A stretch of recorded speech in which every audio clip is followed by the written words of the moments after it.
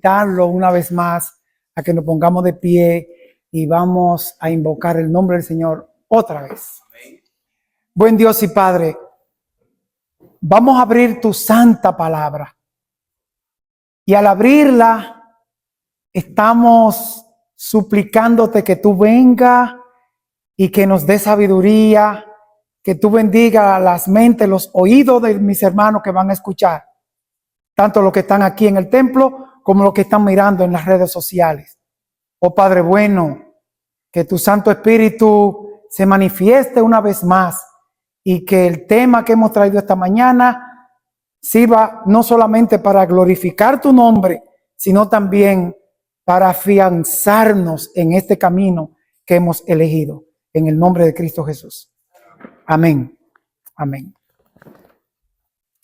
Bien, hermanos, en esta mañana vamos a tratar el tema de la obra misionera y lo vamos a unir con nuestra preparación espiritual. Tiene mucho que ver con nuestra vida dentro y fuera del templo, para que se pueda manifestar el Espíritu Santo en nosotros y hacer la obra de rescatar almas, así como nosotros hemos sido rescatados y estamos escuchando aquí hoy la palabra de Dios, que venimos a adorar, que le tememos, que cumplimos con sus requerimientos. Así nosotros ahora tenemos que salir a buscar las almas con pasión, con amor. Vamos a ver algunos apuntes bíblicos y también vamos a ver algunas lecturas extrabíblicas que nos van a ayudar en esta mañana bastante. Mientras estuvimos preparando este tema, sentimos que Dios nos está hablando de manera personal. Y una vez más, yo públicamente me comprometo ante Dios y ante ustedes a trabajar con ahínco y con toda mi fuerza para llevar la mayor cantidad de gente al cielo. Amén. Amén. Amén. Muy bien. Esa lectura que dio el pastor César en Isaías 42, versículos 6 y 7, allí vemos cómo el Señor envía a su siervo, ¿verdad? Le dice, yo te he puesto para que vaya, para que abra los ojos de los ciegos, para que lleve luz a los que andan en oscuridad, para que sane, para que salve. Y en un sentido literal también, Dios nos ha traspasado esa bendición a nosotros. Yo quisiera que ustedes ahora me acompañaran al libro de Lucas. Lucas, vamos a ver el primer capítulo de Lucas. Ustedes sabían que Lucas era médico, ¿verdad? El doctor Lucas fue un gran investigador de la vida de Cristo Jesús. Y él nos legó este evangelio. Y vamos ahora a ver en el capítulo 1 la obra misionera y redentora de Juan el Bautista. Vamos a ver los versículos 15 hasta el 17. Dice aquí la palabra de Dios. Porque será grande delante de Dios. No beberá vino ni sidra. Este es el ángel que está hablando. El ángel Gabriel está hablando aquí con el Zacarías, con el sacerdote. Y le está diciendo que él va a tener un hijo. Él y su mujer no tenían hijos. Y le está diciendo cuáles son las características de este hijo. Y ahora le dice el ángel Gabriel, porque será grande delante de Dios, no beberá vino ni sidra, y será lleno ¿de qué? Del Espíritu Santo, aún desde el vientre de su madre. Y sigue diciendo, y hará que muchos de los hijos de Israel se conviertan al Señor, Dios de ellos. ¿Ustedes ven ese requisito? Él iba a hacer que muchos del pueblo de Israel se convirtieran a Dios, que escucharan, que fueran convertidos, que aceptaran el evangelio. Pero para eso él tenía que estar lleno de ¿qué? Aún desde el vientre. porque Dios es quien hace la obra. Él nos usa como sus herramientas. Ahora, Él quiere que estos vasos de barro estén preparados para Él usarlos. Sigue diciendo aquí la cita, e irá, estoy leyendo el versículo 17, Lucas 1, versículo del 15 al 17. Dice, e irá delante de él con el espíritu y el poder de Elías para hacer volver los corazones de los padres a los hijos y de los rebeldes a la prudencia, de los justos, para preparar al Señor un pueblo bien dispuesto. Preparar al Señor un pueblo. Miren, yo quiero darle esta enseñanza. En los días de la antigüedad, cuando un rey se movilizaba de un lugar a otro, saben que los reyes iban a inspeccionar las obras que mandaban hacer. A veces estaban haciendo grandes obras, construcciones, presas. Y ellos se trasladaban para verificar cómo iba. Cuando un rey se trasladaba, delante de ese rey iba un batallón de hombres. ¿Y ustedes saben lo que hacían esos hombres? Iban limpiando el camino, cortando el barbecho, para que el rey no tuviera tropiezo en el camino, para que pudiera caminar fácil, tuviera fácil acceso al lugar donde él iba a visitar.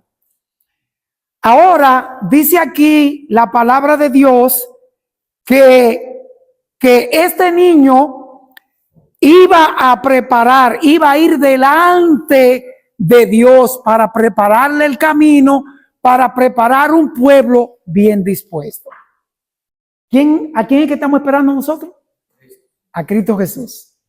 ¿Y qué debe hacer esta iglesia? Siendo que de manera espiritual nosotros somos el Elías. Nosotros somos el Juan el Bautista, moderno de este tiempo. Ahora, ¿cuál es nuestra responsabilidad? Guardarle al Señor un pueblo bien dispuesto. ¿Y cómo se logra eso? Dando estudios bíblicos, compartiendo el evangelio, amándonos primero nosotros. Esa es la señal del discipulado, según lo dice Cristo Jesús en el evangelio según San Juan, en el capítulo 13 y el versículo 31. Dice Cristo Jesús, y todos sabrán que son así mis discípulos si se aman los unos a los otros. ¿Ok? Entonces, dando amor, compartiendo, ayudando. Ahora, nosotros quisiéramos ver alguna de las características de Juan el Bautista, que es la característica que debe tener la iglesia de hoy. Dice, comenzando por el versículo 15, por favor, me lo pone en la pantalla, porque quiero que la Grey vaya conmigo. San Lucas 1, versículo del 15 al 17 dice, porque será grande delante de Dios. Primera cualidad de este hombre, de este profeta. ¿Cómo iba a ser él? Grande delante de quién? De Dios. No delante de los hombres. Él iba a ser grande delante de Dios. Un hombre es grande delante de Dios cuando se hace amigo de Dios, como Abraham. Un hombre se hace grande delante de Dios cuando le obedece a Dios. Él dice, yo Jehová habito en las alturas, significando su grandeza. Y dice, y también con el humilde de corazón. Allá donde no hay lugar que pueda contener su figura, allá mora él, pero también viene y mora en este pequeño corazón cuando nos humillamos y somos humildes ante él. Ahora, dice, no beberá vino ni sidra. ¿Qué no iba a hacer? Esa es otra cualidad. No iba a beber bebidas embriagantes. Juan el Bautista no bebía Coca-Cola, ni Pepsi-Cola, ni nada de eso. No tomaba cosas con azúcar, porque él sabía que eso dañaba su cuerpo. Y su cuerpo, él entendía que era templo del Espíritu Santo. Por lo tanto, su cuerpo debía de ser santo, limpio, fuerte, robusto. Y sigue diciendo aquí,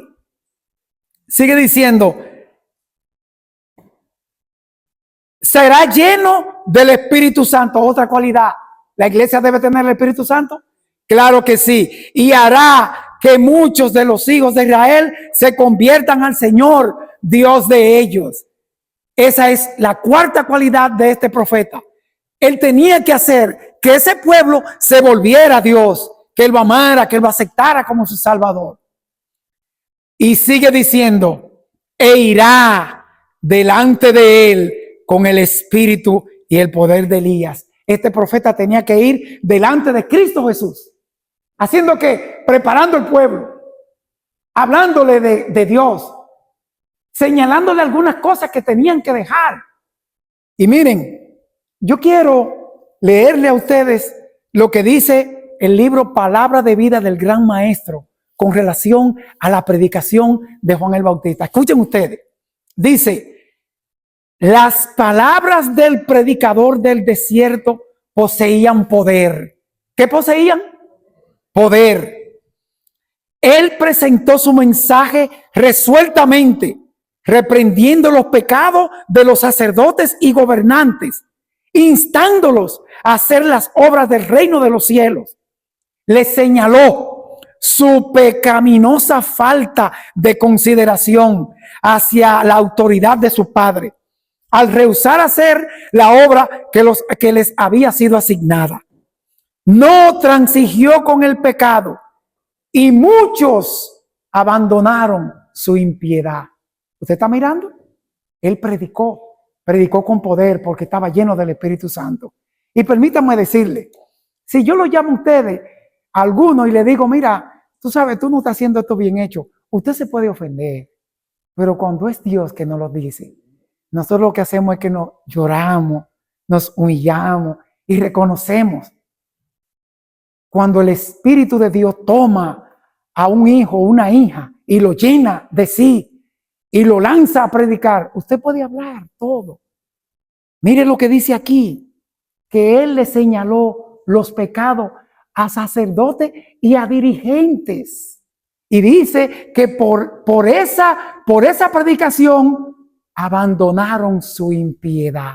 ¿Por qué? Porque hablaba con el poder de Dios. ¿Cuántos quisieran tener ese poder? Yo quiero tenerlo. Yo quiero tener el poder convencedor del Espíritu Santo. Dice aquí que Juan el Bautista preparó un pueblo. El mundo cristiano, tanto los adventistas como otras denominaciones, tenemos mucho tiempo predicando sobre la segunda venida de Cristo Jesús. Estamos preparándonos para recibirlo.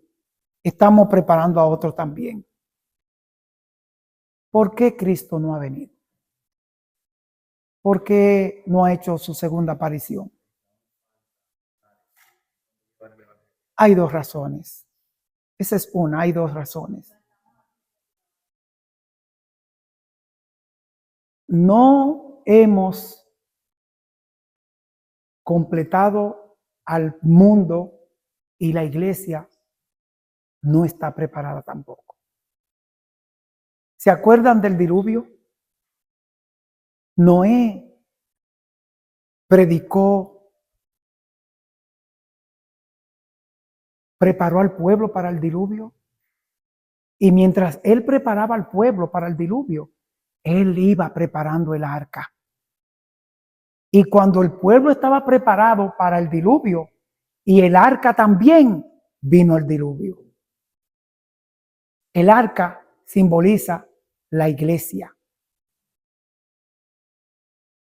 Por eso Cristo no ha venido, porque la iglesia, que es el arca, aún no está preparada.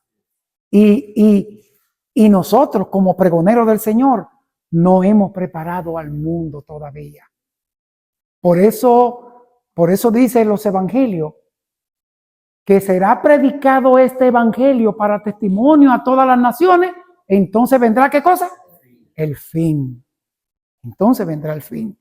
Entonces la señal número 1 de que venga Cristo Jesús es que prediquemos el evangelio a toda lengua, nación, tribu y pueblo. Ahora, miren qué interesante esta parte que sigue aquí. Dice en el segundo libro de Samuel, en el capítulo 23, si es tan amable, por favor, de ponerlo aquí en la pantalla.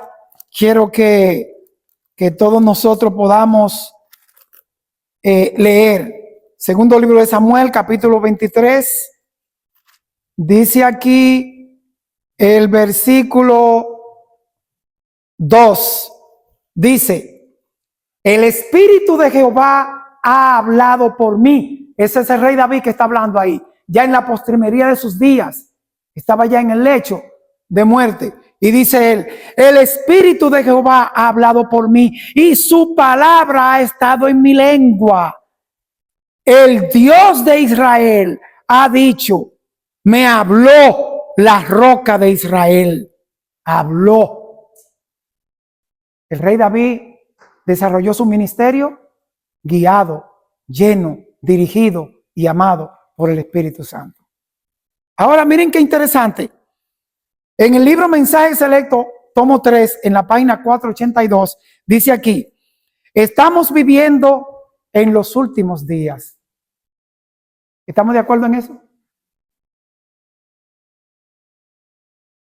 Cuando la verdad debe ser hablada, cuando debe ser dada al mundo en forma de reproche y amonestaciones, cualquiera sean las consecuencias.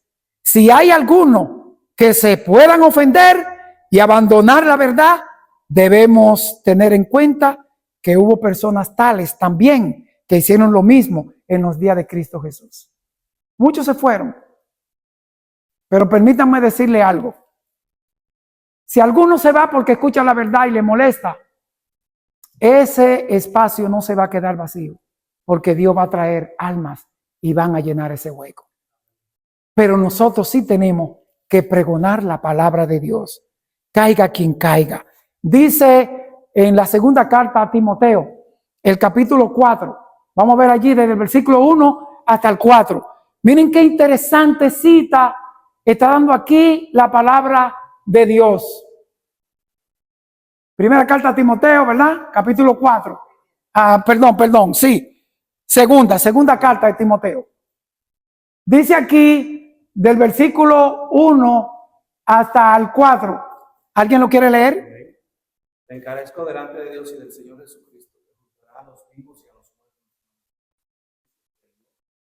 Que prediques la palabra, que invites a tiempo y fuera de tiempo. Déjalo ahí. Te encarezco a que prediques la palabra. Te mando, te encarezco. A tiempo y fuera de tiempo. Esa es la orden que el apóstol Pablo le está dando a su hijo espiritual, el pastor Timoteo. Y es la orden que Dios nos está dando de manera directa a cada uno de nosotros. Tenemos que predicar, hermano. Nosotros no podemos venir aquí de manera egoísta y gozarnos en un culto de adoración y recibir las bendiciones que estamos recibiendo. Hay que compartirla. Hay que salir a trabajar con el hermano, con el amigo, con el vecino. Dios ha derramado toda la bendición del cielo. Ha provisto todo lo necesario para que este mensaje continúe hacia adelante, que dé frutos. Nosotros como su pueblo debemos de prepararle a él un grupo de gente, naciones bien dispuestas para recibirle cuando venga en las nubes de los cielos. Ahora, miren qué interesante esta parte. Yo quiero leer en 1 Corintios capítulo 4, versículo 2. Dice: ahora bien, el que recibe un encargo debe demostrar que es digno de confianza. ¿Cómo dice esta versión que tenemos aquí? ¿Cómo dice? Ahora bien, si requiere de los administradores, cada uno sea ya fiel. Yo quiero leerle este mismo versículo en la versión de Living Bible en inglés. Yo le hice la traducción y quiero que ustedes ahora escuchen cómo dice el mismo versículo. Dice: ahora bien, Lo más importante de un siervo es que hace exactamente lo que su amo le dice. ¿Ok? ¿Quién es nuestro Señor? Cristo Jesús. Y Él dijo, id y haced discípulos en todas las naciones, bautizándolo en el nombre de ¿quién? Del Hijo, del Padre y del Espíritu Santo. Pero se necesita que los administradores de la palabra de Dios sean hallados fieles. Porque Dios no va a usar a un infiel. Por eso Él nos trae aquí a su templo a escuchar su palabra. En su oración sumo sacerdotal, Cristo Jesús pidió y dijo, santifícalos en tu verdad. Tu palabra es la verdad. Y por eso nosotros venimos aquí cada sábado. Venimos los miércoles también y venimos los viernes para escuchar la palabra de Dios que nos limpia, nos amonesta, nos hace crecer.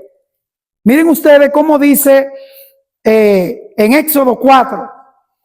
Vamos a ver Éxodo 4, que es el segundo libro de la Biblia, Éxodo capítulo 4 y el versículo 12. Escuchen ustedes ahora esta orden que Dios le da a su siervo Moisés. Dice, ahora pues, ve y yo estaré con tu boca y te enseñaré lo que hayas de qué, de hablar. Dios nos está mandando. Y cuando Él dice, id y hacer discípulos, es porque Él sabe que la suficiencia de Él estará con nosotros, como vasos frágiles, porque Él manifiesta su poder en la debilidad. Ahí no debemos tener miedo, hermano. No tenga miedo, no tenga temor. Simplemente lee la Biblia, estúdiala con oración, a tu ayuno, aprende y déjale el resto, el resultado a Cristo Jesús. La orden que Dios le dio a Moisés fue, ve y yo estaré con tu boca y tú vas a hablar las palabras que yo pondré en ti. Y eso mismo dijo el Señor a Moisés, hablando de Cristo Jesús. En una ocasión le dijo, profeta les levantaré de en medio de él como tú y pondré mis palabras en su boca y él hablará lo que yo le diga. Y Cristo Jesús habló las palabras del Padre. Ahora, Dios nos está amonestando a nosotros a que vayamos sin temor, a que vayamos confiando en Él, no en nuestra suficiencia propia, porque ahí no hay resultado. Dios es quien hace la obra en ti y en mí y en cada uno de los que nos escuchan. ¿Se va entendiendo esto? ¿Se va entendiendo? ¿Se va entendiendo el mensaje? Amén. Gloria a Dios. Vamos a ver una segunda parte del tema de esta mañana. ¿Por qué razón entonces, si Dios nos ha dado su palabra, Dios nos ha dado su Santo Espíritu, nos ha dado la enseñanza, ¿por qué entonces esta obra no está dando los resultados que se esperan? ¿Por qué se ha tardado tanto Cristo Jesús? No está, el arca no está preparada aún. Yo quiero leerle la siguiente cita en testimonio para la iglesia en la página 132. Dice aquí, la codicia, el egoísmo, el amor al dinero y el amor al mundo compenetran todas las filas de los observadores del sábado. ¿Están oyendo con atención? Estos males están destruyendo el espíritu de sacrificio entre el pueblo de Dios. Aman al mundo, desean sus ganancias y a menos que se produzca en ellos un cambio completo, perecerán con el mundo. ¿Hay deficiencia entre el pueblo? Claro, la hay. ¿Hay que arreglar ese asunto? Hay que arreglarlo. El Señor dijo que el que ama al mundo se constituye en enemigo de él. Y aquí está diciendo esta cita que los que compenetran las filas del adventismo, dice, amamos al mundo, egoísmo, amor al dinero, etcétera, etcétera. Hay que meditar en esa parte, hermano, y ver en qué punto yo estoy fallándole a mi Dios. ¿Por qué mi Dios no me ha dado el poder de yo poner la mano en personas con fiebre y desaparezcan? Hay personas que tienen dolencia y la sombra de los apóstoles los curaba. Eran sanados completamente. ¿Por qué hoy no estamos haciendo esos mismos milagros? ¿Por qué hay deficiencia, hermanos? Y Dios quiere arreglar esa parte en cada uno de nosotros. Dios quiere manifestar su poder. Dios quiere manifestar su gracia. Dios está empeñado en salvar almas, pero nosotros somos los elegidos para ir a llevar el mensaje. Dios puede dar el mensaje con un ángel. Y créanme que en cuestión de segundos, minutos, un ángel puede evangelizar el mundo entero.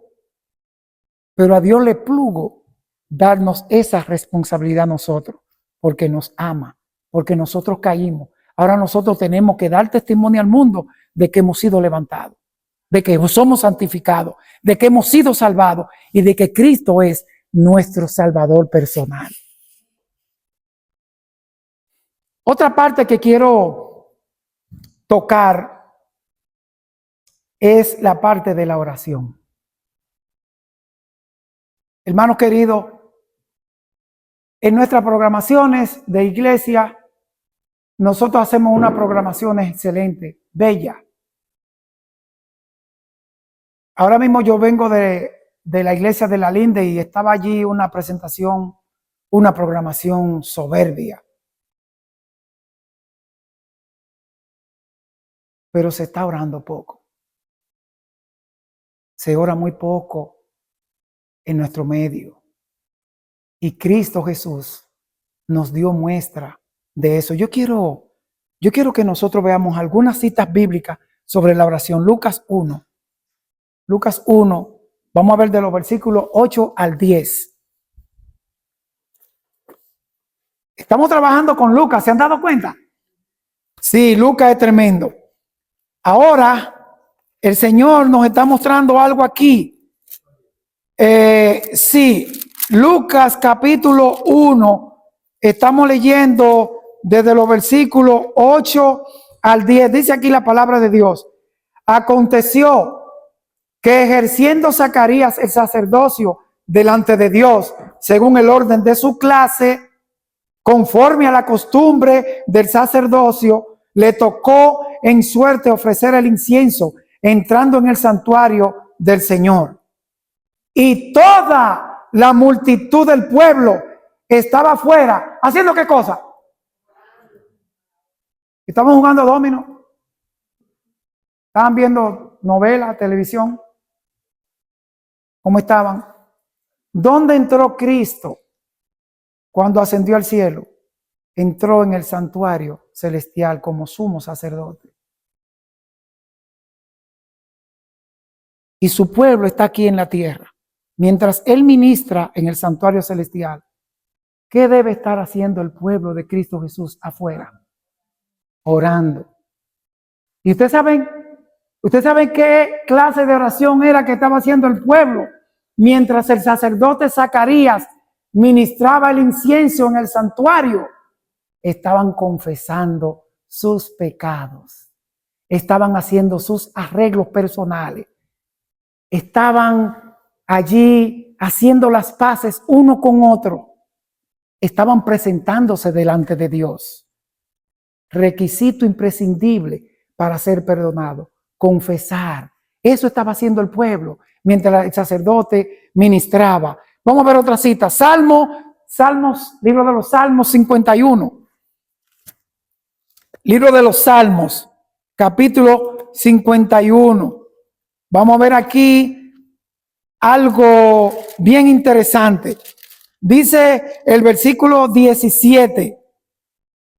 Los sacrificios de Dios son el espíritu quebrantado. Al corazón contrito y humillado no despreciarás tú, oh Dios.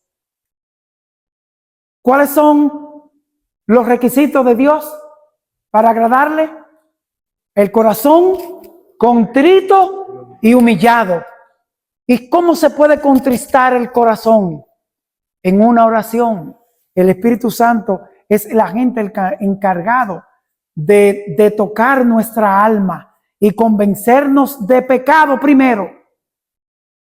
Nos convence de pecado, nos convence de juicio. El Espíritu de Dios nos constriñe. Entonces allí nosotros bajo lágrimas, con un corazón contrito, confesamos nuestro pecado y Dios nos perdona, nos limpia, nos capacita y nos usa en su obra. Quiero mostrarle otra cita más, ahí mismo en el libro de los Salmos, ahora en el capítulo 34. En el 34, aquí hay una declaración también en el versículo 15. Dice así, Salmos 34, versículo 15. Los ojos de Jehová están sobre los justos y atentos sus oídos, ¿a qué cosa? Mi versión dice, atentos sus oídos al clamor de ellos. ¿Y qué es clamor? Orar, clamarle. Dios está atento al clamor, a las oraciones de los justos. Por eso es que hay que andar en obediencia ante Dios. Cuando andamos en obediencia, nosotros le clamamos a Él por una alma, Él escucha, envía su espíritu y nosotros vamos a dar ese estudio bíblico y convencemos. No fue a Felipe que el Espíritu Santo lo arrebató y lo llevó donde el eunuco, secretario de la reina de Candace, y allí venía él leyendo el libro de Isaías, pero no entendía. Y el Espíritu arrebató a Felipe y fue y lo llevó. Y Felipe le preguntó, ¿entiende lo que lee? Y él le contestó, ¿cómo? Si nadie me explica. Entonces Felipe subió al carro y le explicó el evangelio en Isaías. Y él entendió. Y después que le explicó, le dijo, mira, aquí hay agua. ¿Qué impide que yo sea bautizado? Él mismo pidió su bautismo. ¿Y qué le contestó Felipe? Si quieres, bien puedes. Y allí mismo fue bautizado. Eso hace el Espíritu Santo. Y eso quiere hacer contigo y quiere hacer conmigo. Muy bien, ¿se va entendiendo hasta aquí? Amén. Vamos a ver esta parte interesante sobre cómo oraba Cristo Jesús. Voy a leerle en el libro Deseado de toda la gente esta importante cita. Dice, cuando fue dejado solo, Jesús subió al monte apartado a orar. Escuchen ahora. Durante horas continuó intercediendo ante Dios. Oraba no por sí mismo, sino por los hombres. Pidió poder. ¿Qué cosa pidió? Poder pidió para revelarles el carácter divino de su misión, para que Satanás no cegase su entendimiento y pervirtiese su juicio. Pesaba sobre su corazón la preocupación que sentía por ellos y derramaba sus súplicas con amarga agonía y lágrimas. ¿Ustedes ven cómo oraba Cristo Jesús? En agonía y lágrimas. Pedía, no por él, pero pedía entendimiento por los hombres, para que ellos entendieran el mensaje que él le estaba dando. Para que entendieran que su mensaje era divino, que su mensaje era de amor, que su mensaje era de salvación. Eso quiere ahora Dios hacer con cada uno de nosotros. Él quiere enviarnos a dar un mensaje. Y el mensaje que tenemos que dar es de urgencia. Porque Cristo está próximo a venir. Quedan ya muy pocos lugares donde llevar el evangelio. Hay que orar por esas naciones. Hay que pedirle al Señor que nos dé sabiduría. Pero hay que orar por ello para que el Espíritu de Dios prepare esos corazones para cuando vayamos a dar el mensaje. Esa es la oración que debemos de hacer. La oración que hizo Cristo Jesús allí solo en el huerto, derramaba su alma con lágrimas y en amargura. ¿Ustedes saben por qué? Porque Cristo es un apasionado de los hombres. Por eso debemos pedir pasión, que Dios ponga pasión en mí por las almas. Cuando Dios pone pasión en mí por las almas, usted no mira a distancia, usted va a dar estudio bíblico donde tenga que ir. Usted da testimonio en su vida personal de que usted es un hijo, una hija de Dios, sin mucho esfuerzo. No hay que decir yo soy cristiano. El mismo testimonio de nuestra vida le dice al mundo quiénes somos nosotros, porque Cristo mora en ti y mora en mí. ¿Se entiende eso? Dios te bendiga. Quiero acotar otra parte más ya que estamos dándole el toque final. En Efesios 6, el libro de Efesios, carta a los Efesios del apóstol Pablo, aquí tenemos, yo quiero que vayamos al capítulo 6 de Efesios. Aquí dice, a partir del versículo 17, Pablo entendía muy bien el asunto de la oración. Él entendía ese aspecto de la vida espiritual del creyente. Y escuchen ustedes como dice él aquí. Efesios 6, a partir del versículo 17 dice, y tomad el yelmo de la salvación y la espada del Espíritu, que es la palabra de Dios.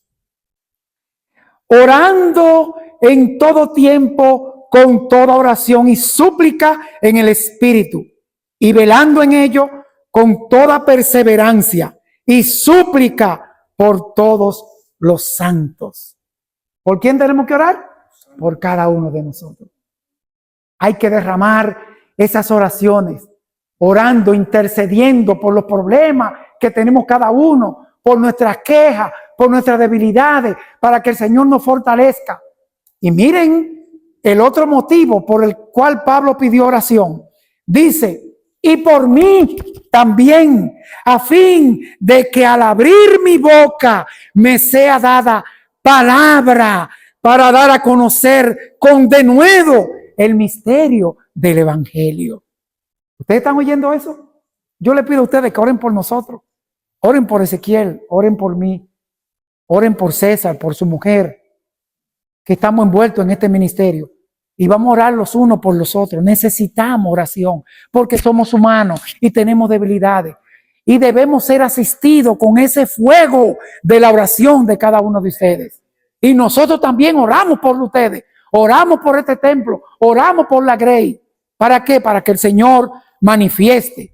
Y termina diciendo esta cita, por el cual soy embajador en cadenas, que con denuedo hable de él como debo hablar.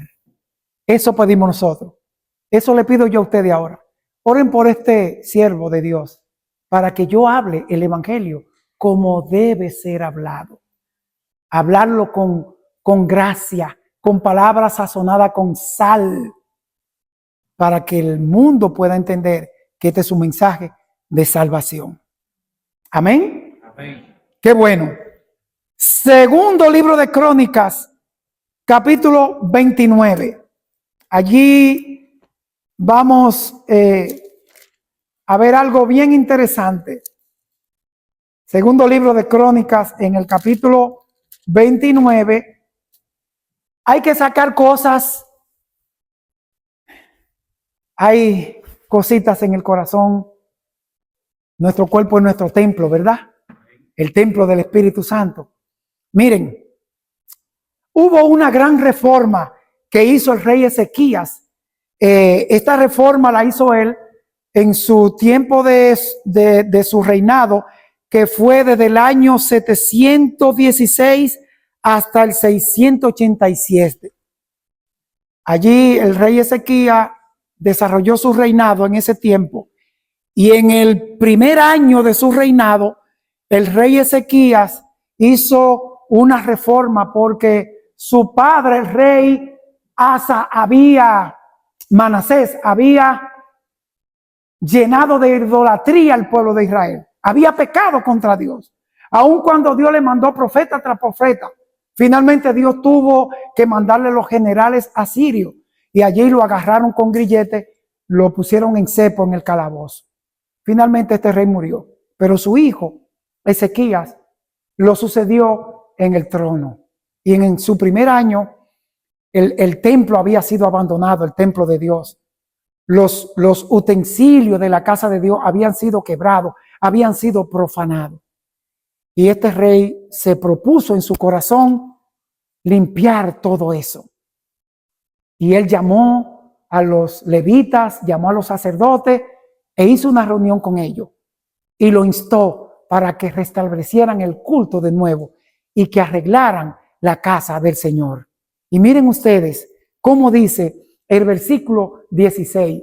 Segundo libro de Crónicas, capítulo 29, versículo 16 dice: y entrando los sacerdotes dentro de la casa de Jehová para limpiarla, sacaron toda la inmundicia que hallaron en el templo de Jehová al atrio de la casa de Jehová, y de allí los levitas la llevaron fuera al torrente de Cedrón. Y quiero explicarle algo de lo que es el torrente de Cedrón. El torrente de Cedrón significa un lugar oscuro o sombreado. Y era un valle que separaba a la ciudad de Israel, de Jerusalén, del monte de los olivos. Había una separación. Y este valle era, en gran parte del año, era totalmente seco. Pero en el tiempo de la lluvia, este valle que se llama el torrente de Cedrón se inundaba de agua. Y esas eran aguas turbulentas, aguas oscuras. Y toda esa inmundicia que encontraron en el templo de Jehová, la sacaron y fueron y le echaron allí en el torrente de Cedrón. ¿Hay alguna inmundicia en tu corazón que tú tengas que echar hoy fuera en el torrente de Cedrón? ¿Hay algo? ¿Hay algún pecado oculto? ¿Hay alguna debilidad que te impide que Dios derrame su espíritu en ti? Dios te está ofreciendo hoy su perdón. Dios te está dando la oportunidad de que tú te acerques a Él, de que tú confieses tu pecado para Él perdonarte y limpiarte y usarte. Quiero terminar esta intervención con la siguiente reflexión. La iglesia tiene una misión que cumplir en el mundo. Dios la ha elegido con el propósito de que sea un reino de sacerdotes, ministrando, intercediendo a favor de los que la rodean. No debemos olvidar que la iglesia se compone de individuos. Nosotros la formamos y ella será lo que sean sus miembros. La iglesia debe ser el lugar donde se manifieste la gracia sanadora de Dios. Esta grey va a ser lo que nosotros seamos. Si nosotros guardamos inmundicia en nuestros corazones, esta va a ser una iglesia no apta para recibir el Espíritu de Dios. Pero si nosotros nos conformamos a sus requerimientos divinos, entonces Dios va a manifestar su presencia y su poder en cada uno de nuestras vidas de manera particular y también congregacional. ¿Se ha entendido el mensaje esta mañana? ¿Tú quieres testificar de pie que tú crees en la palabra de Dios, que tú le crees a Dios? Tú te comprometes a ser limpiado por Dios y a que Él te use en este ministerio. ¿Tú quisieras eso? Ser transportado como fue Felipe y llevarlo allí a aquel carruaje. Ser transportado como lo fueron los apóstoles curar, sanar con su sombra, poner la mano en paralítico y solamente con la palabra decirle, no tengo oro ni plata, pero lo que tengo te doy. En el nombre de Cristo Jesús, levántate. Y ese paralítico levantarse, sano. ¿Tú quisieras ser usado por el Señor de esa manera? Amén, Dios te bendiga. Yo te estoy ahora invitando a ponerte de pie. Ponte de pie. Dile a Dios que sí, que tú quieres, que tú necesitas eso. No es Dios quien se beneficia, somos nosotros quienes somos los bendecidos con este ministerio de salvar almas, de ayudarle, de explicarle el evangelio, de compartir con ellos en sus debilidades, de sanarlo, de llevar comida, de llevar medicina, de bañar enfermos. Ese ministerio Dios quiere que nosotros hagamos. Que el Señor te bendiga. Vamos a orar. Padre bueno y santo, todopoderoso, he aquí tu pueblo puesto de pie, dando testimonio de que han creído en este mensaje. Perdónalo, Señor. Tú prometes en el libro de Miqueas 7 que todas nuestras iniquidades tú las vas a echar en lo profundo del mar. Toma nuestras debilidades, Señor, y échala allí. Séllanos con tu Santo Espíritu. Inscribe nuestros nombres en el libro de la vida. Pon el nombre de tu Hijo y el tuyo en nuestras frentes, Señor. Apártanos para un uso santo. Y cuando tú vengas en gloria, tómate a ti mismo en cada uno de nosotros. En el nombre de Cristo Jesús. Amén. Amén. Que Dios te bendiga. Pueden sentarse, hermano.